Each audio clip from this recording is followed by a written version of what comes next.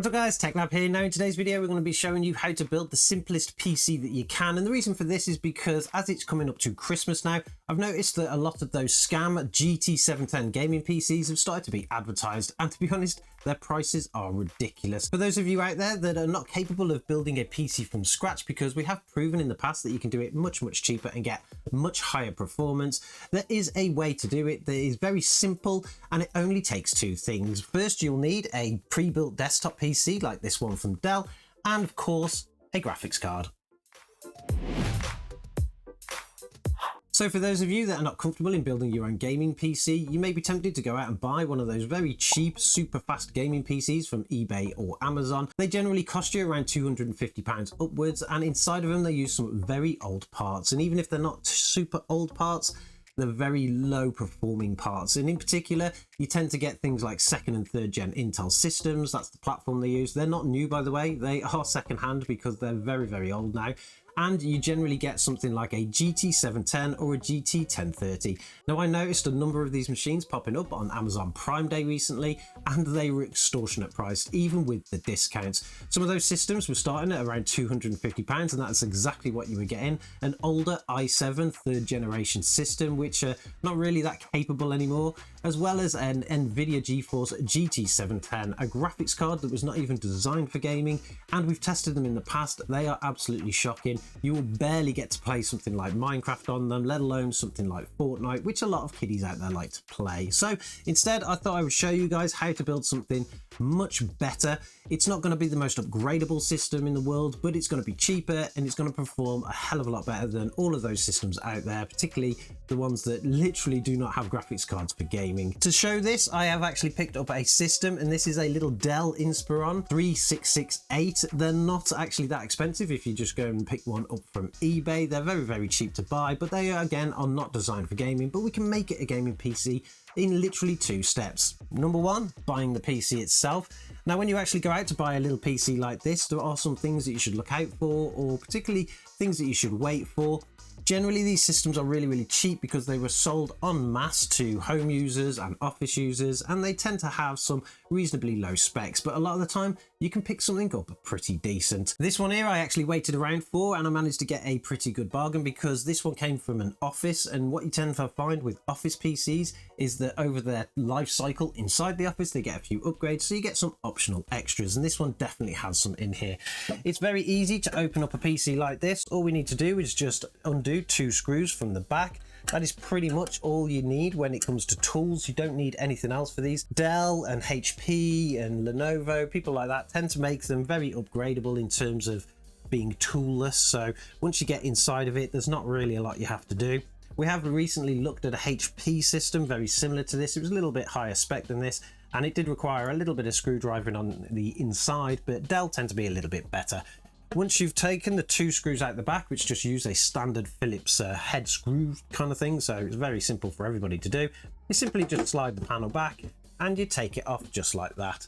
Now, with the panel removed, we can see that everything is pretty much covered up in this system, but we can actually expose that by simply unclicking the front here, very gently moving the front off just like that, and then we can put that to the side, and then we can open it up just like that. With the system open, we can kind of see all of the components we've got in here, and to be honest, the optional extras make this system pretty nice as well. A system like this will actually come with everything that you need, from USB 3s in the front, an SD card reader, then on the back you've got all the USBs you need, your network ports, even HDMI out on the motherboard itself, because a lot of the CPUs in these generally do have iGPUs in them. They're not that good for gaming, to be honest. You're not really going to play a lot apart from something like Half-Life 2, which is why we need the extra graphics card, but overall they're pretty decent systems and they tend to last forever as well. In this one in particular, we have a 7th gen Intel processor. It is the i5-7400, not the strongest CPU in the world, but it is extremely common in these kind of systems. It's kind of like a low down version of the 600 series that CPUs that would have been out there. You don't get any kind of K processors on these because the motherboards and the BIOSes tend to not support them, and that's because you don't really need to overclock on systems. They're not designed for that. But when we come to things like the RAM, this one has actually had the upgrade in it. This system would have originally come with 8 GB of DDR4. It actually comes with 16. That's 2 sticks of 8 GB there. In systems like this as well, they tend to use pretty decent branded RAM. I believe what's in here is Samsung, so that's pretty cool. We also have a nice little Wi-Fi card attached down here, so this system does come with its own built-in Wi-Fi, so you don't need to buy another card for that either. The stock coolers on them work okay. They tend to use these 92mm fans, which at least you can replace if they start to make noise or anything, but one of the cool things about this system in particular is that the layout for the cooler itself is actually a standard Intel layout, so you can actually replace this with a standard cooler if you want to, so there's a few options there. We do have the standard 1TB Western Digital Blue hard drive in this one. That's what this system would have come with originally, and the operating system would have been running on that too, but of course, being the upgraded version, we've also got a 250GB SATA SSD. Now, the way that this system is configured at the moment, the operating system is on the SATA hard drive, and the kind of game storage and stuff will be on the hard drive itself, the mechanical hard drive. And to be honest, that is the perfect setup for most people. Standard hard drives, even though they're mechanical and slow, are still okay for file storage and things like that. A lot of people still use them. You just definitely do not want to use them for your operating system. So make sure that the system that you get does come with a SATA SSD. If it doesn't, they're very cheap to upgrade. You can get a 120GB one for around £10. So you could upgrade a system like this if it doesn't come with it, but it is additional cost on top. Now, the one thing that usually sets off any kind of pre-built system is, of course, the power supply. Now, the power supply is a 240 watts, so it's actually not that bad considering that a lot of these systems come with 180s. Definitely worth kind of looking that up. I do believe that most of the little Dell systems like this one that I've kind of found were all using the 240 watt power supply, so it does make it a reasonably decent option. But just like many different pre-builds, it doesn't actually come with any kind of extra PCIe connections, so we have to go with a graphics card that doesn't require them either. And the one that I'm going to go for today is the Geforce RTX 3050. Now, there is a few reasons why I would go with this graphics card, considering that the PC itself cost me £50, which is not that bad for a little system like this, and it's pretty common to get them at that kind of price. These graphics cards are currently selling for around 150, which brings the complete total of the system to around £200. That is cheaper than any of those super fast eBay gaming PCs out there with a GT 710. And with an RTX 3050, not only is the power supply in this going to be enough to power it, it's also going to be a lot faster. These are actually designed for gaming. They come with 6GB of VRAM, which is enough for kind of lightweight gaming nowadays, and particularly being an RTX 30 series card, you're going to be able to play modern games, even if you do need to kind of tweak those settings. The card that I've actually picked up is the low profile model, and again, there is a reason for this, because you can get normal cards. So they're a little bit more expensive than this one, which was a bit weird, but I do use one of these in my home kind of games console that I recently built it on the channel, so you should check back through the videos if you want to see that. They perform reasonably well for what they are, but they also hold their value. If you were to go out there and try and purchase something like a 1050 Ti or a 1650 on a low profile card, you'll pay pretty much the same as one of these brand new, and that's because they hold their value in such a way that they're so versatile. You can use them in low profile systems, small form factors, and people tend to try and rush to get them later on, particularly when systems get older, because low power, low kind of fitting, fits kind of everything. So it's always something that you could remove from the system later to sell on again, or if you were to upgrade the system with maybe a small form factor one in the future, you can literally just take the graphics card out and put it into your new system and it would still work. It comes with the extra bracket to be able to do that. One of the other features to buying a machine like this, of course, is having access to a DVD drive. This one comes with one. It works perfectly fine. Not many people will use DVDs nowadays, but if you were to, I don't know, maybe want to write some kind of photos to a DVD or something. I don't know how many people do that nowadays, but it is still something that you can do. It's still an option. And of course, we're going to be leaving it in the system too. But generally, when I say that you just need two parts, that is exactly all you need to be able to build a system like this. Not only are you getting components that are very similar in terms of quality of what you're going to buy if you buy a super fast eBay gaming PC, because they just basically just buy like pre-built systems or older ones, tear the motherboards out, put them in a case with a glass window. We don't need a glass window. Stick some RGB fans in it and then try to charge you a premium. But none of that here. I'm going to show you how to do this without having to pay all that money for systems that you'll simply not be happy with. Now, it's very simple to actually put the system together. Like I say, there is no need for any kind of tooling inside here. All you need to do is get your graphics card out of the box. As default, these cards do come with the tall bracket on them, which is the one that we do need for this system. They're actually very cute little graphics cards. I really like them because I like little small low profile cards. I think they're just extremely useful, particularly if you're going to use them in across different machines and things like that. But generally, they kind of look a little bit like this. And I do like this model too. It's from MSI and it comes with the twin fan configuration, so you get some pretty decent cooling off of it. That's the tall bracket there, but we do need to remove the little plastic off the bottom. That just comes off just like that. And at some point, you will need to remove these little caps out of the end of it to be able to plug your things into it. But once we've got the graphics card out, all we need to do now is just flip the machine onto its back. With the system flipped over, you will need to pull this back up so that we can actually expose the system. It will click into place. All of the cables will actually reach all of the things, so you're not going to worry about pulling any of them out. Then all you need to do is just flip this little pulley back there. There's no screws at all on this one, but there is something that you do need to do to remove the little panels at the back. These little panels on the back here are actually kind of stuck in. They don't have screwed down ones. So what we need to do is locate the 16 times PCIe slot for our graphics card, which is this one here. Line it up to the top PCI Express kind of port that lines up to that. And we need to bend them out and just bend them a little bit, and then your bracket actually comes out like that. So they are designed to come out on these kind of just stuck with two little tiny little pieces, and once you twist them and bend them out, that will actually come off. Now when you do this on some systems, you want to make sure that there's no pots or anything on the motherboard around these, because if you do twist them off and you hit something, you might knock it off the motherboard. Generally on things like this, it's actually perfectly fine. For our graphics card, we do have the dual PCI slot here, so we'll need to remove two of them. Again, exactly the same process. We just twist in the little metal piece and we pull it out just like that, and we've got both of them out. Take our graphics card and then line it up into the system. It's always better just to kind of, if you have this bar here, some systems don't, but this one has a little bar there, is to tuck this edge down underneath. Then align the card up into its slot and basically just put a little pressure onto the card as it's lined up to the kind of PCI Express slot, and just push it down. Once the card is actually installed in here, we don't need to connect any other power cables up because this card doesn't require them.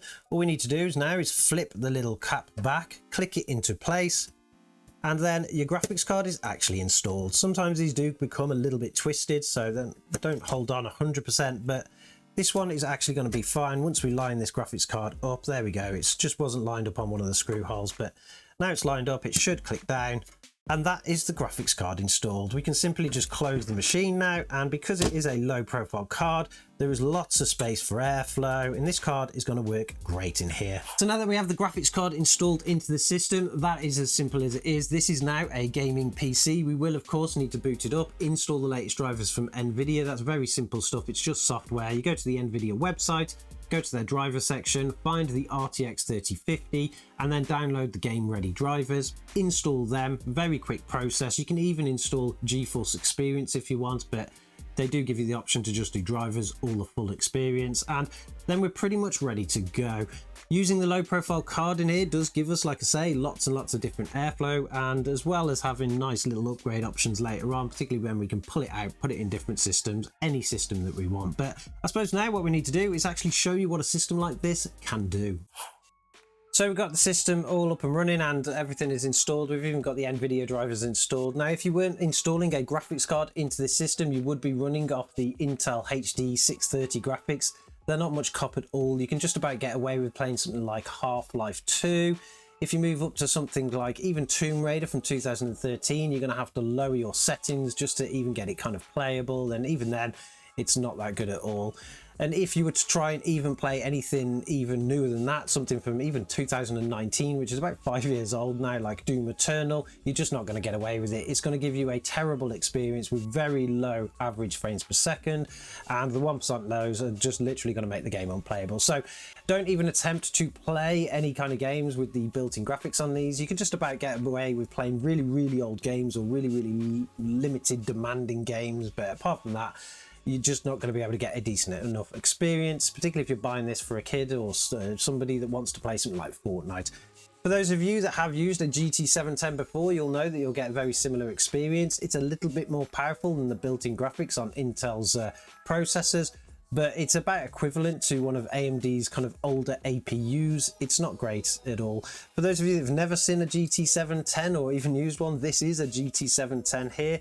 It doesn't even have enough power to even require a fan on it. It's just passively cooled, and I have tested this in the past and it's pretty rubbish. You're going to get a pretty similar experience, like I say, to the built-in graphics, where you're not going to be able to play anything super modern, anything super demanding. You're probably not even going to get to play anything over the last 5 or 6 years with any kind of decent frame rate. So definitely not worth any of those GT 710 systems.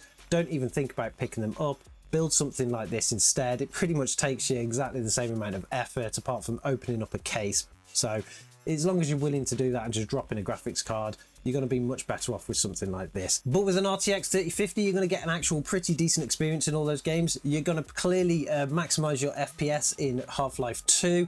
That's literally going to hit the FPS limit, even in a 1080p high setting. The same for Tomb Raider. You're going to be able to kind of maximize your FPS in that one. You're going to get at least up to like 100 FPS in that with a 1080p high setting. And even on games like Doom Eternal, you're going to get a really good experience on that one of at least getting around 60 FPS with a 1080p high setting. Doom Eternal is not the most demanding game in the world, but even on an RTX 3050, you're going to get a pretty good experience on that. Now, to show you what this system can actually do, I've decided to test some other games, of course, some kind of newer games, some that are actually more demanding. And I thought I would start it out with, of course, Crysis. Crysis is the game that is the kind of origin of the meme, can it run Crysis? But in this instance, we're not just going to go for Crysis, we're going to go for Crysis Remastered. Now, the original Crysis game was actually super demanding when it came out, and the remastered version is just as much. It does really test some modern hardware out there, and you would have absolutely no chance of playing this on a GT 710, particularly with an older platform like a 3rd generation Intel. But so far, we're actually getting a pretty decent experience here. We're getting well over 100 frames per second, although I'm not sure what the configuration is set to. Hopefully, we can get a 60 FPS experience in this game in 1080p, but we'll head over to the settings and we'll just double check. Going over to our graphics settings here, we can see that we are in 1080p with a borderless window mode. We'll just pop over to our advanced and that should show us our quality settings. We've currently got everything pretty much set to a medium setting. What we do want to do is we want to change that to high for now, see what we kind of get. So I can't see if there is a overall setting here. There we go. So we've got change all settings to high. We'll apply that and then we'll just accept it through.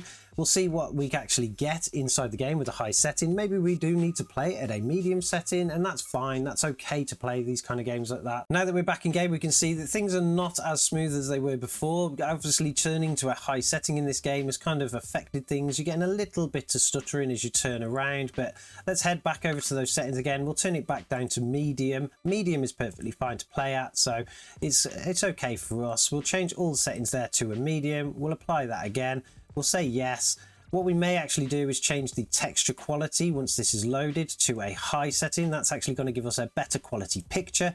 And it's always the picture quality that's going to look a little bit better, but we'll go back into the game. We'll see what kind of performance we get. Now that we're in game, we can see that even with a medium setting with a high texture resolution, we're getting some pretty decent stats here. There's a little bit of stuttering, but nothing that is too much taken away from the game.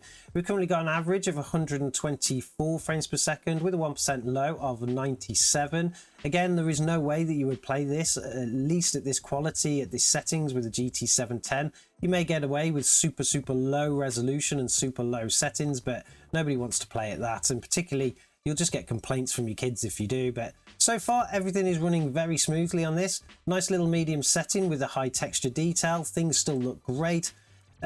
Everything is running smoothly. I can't really see any kind of issues here. We've still got an average FPS of around 119, even though there's a lot more happening on the screen now, with a 1% low of 70. That does mean if we were to lock this to a 60 FPS on our 60 Hertz monitor, which most people would be using with a system like this, it's going to provide a very smooth gameplay experience with absolutely no issues at all. That is amazing to see from a system that simply cost £200 and took 2 seconds to actually put together, but it just goes to show you can actually do it. and things look great when you're doing it. So now that we know you can actually play Crysis Remastered on a little £200 system like this, it goes to show that those super fast gaming PCs on eBay and Amazon are simply not worth it. A lot of them cost even more than it cost us to put this system together, and this is a really simple process. You simply just drop in a graphics card. There are tons of tutorials out there that show you how to do that, so you shouldn't have any problems doing it at all. Of course, you will want to reinstall the side back on the case, because sometimes these PCs, because of the fans they use, are a little bit cheap. There's a little bit of noise from them, but nothing you wouldn't get from one of those other PCs anyway. But now that we know that it does play Crysis Remastered and you can get a pretty decent experience on it, let's take a look at some other games that this will play.